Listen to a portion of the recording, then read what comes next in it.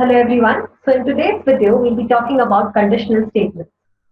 So in your programming journey, there will come a lot of places where you will have to decide which path to follow based on a certain condition.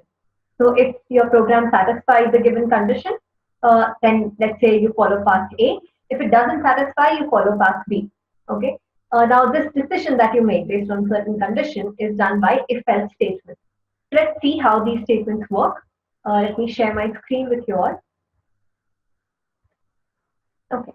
So as you can see, I'm using my command prompt. Just enter Python over here.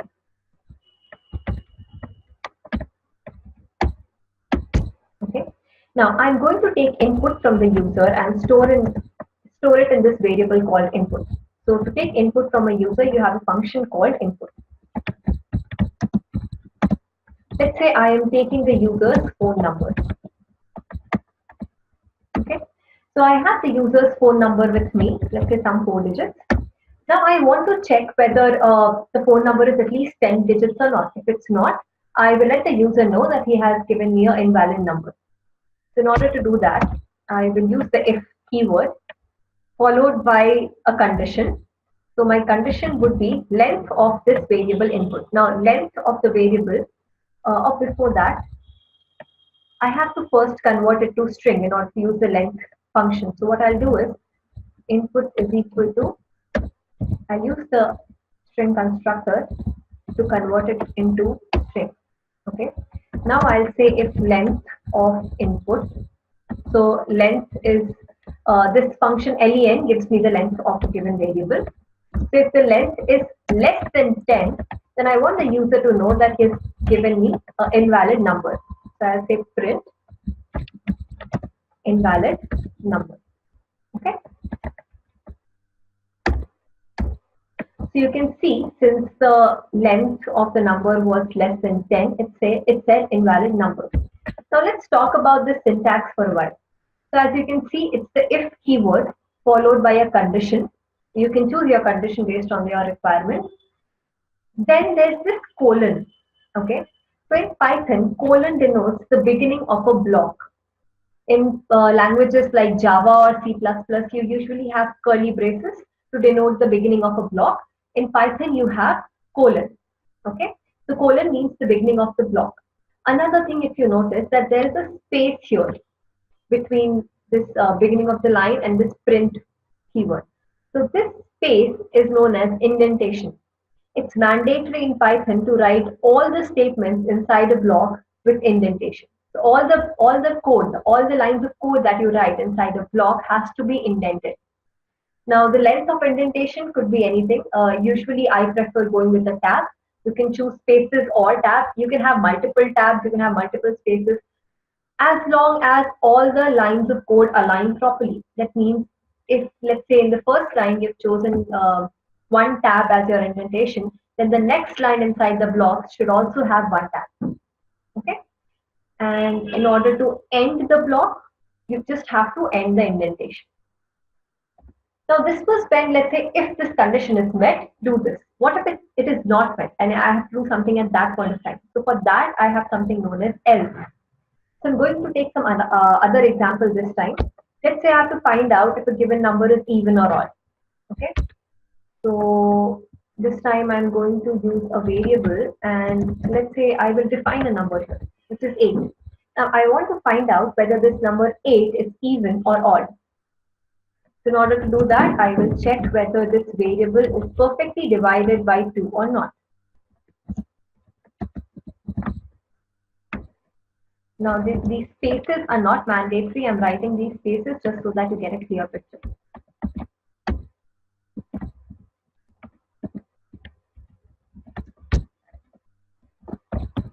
So if it is divisible by 2, then it is even.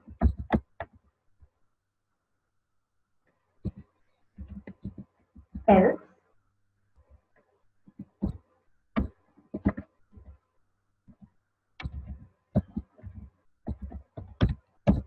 it is odd. So in this case, since the variable that I have used is even, it's 8, it's an even number.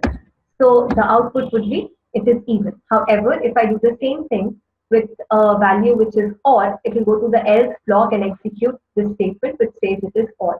Okay. So if you can see here, this else block also has a colon because that is also a block. So beginning of block has to be denoted by a colon. And the line inside the else block has indentation. Okay, so you have to take care of these two things, the colon and the indentation. Okay. Now you can have as many cases as you want. Here we saw just two cases. If it is true or when it is false. You can have multiple cases. Multiple cases means you can check for multiple conditions in one program itself. So that is done by something known as elif. Let's see that as well. Now here, let's say I want to check whether the given day which the user is giving is Monday or Tuesday or some other day. Okay. So let's say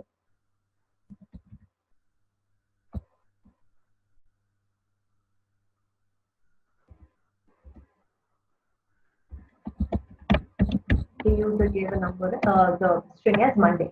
Again, you can take the input from the user using this input function if you want.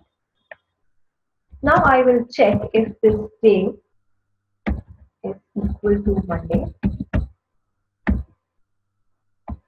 or let's say the if condition starts with Sunday. It's equal to Sunday or not.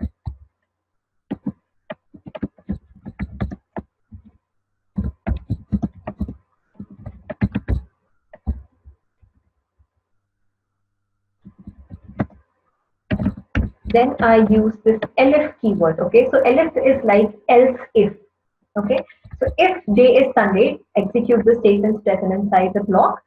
If it is not, go to the next block and check for the next condition. So the next condition here says elif day is equal to Monday. So check whether day is equal to Monday. If it is,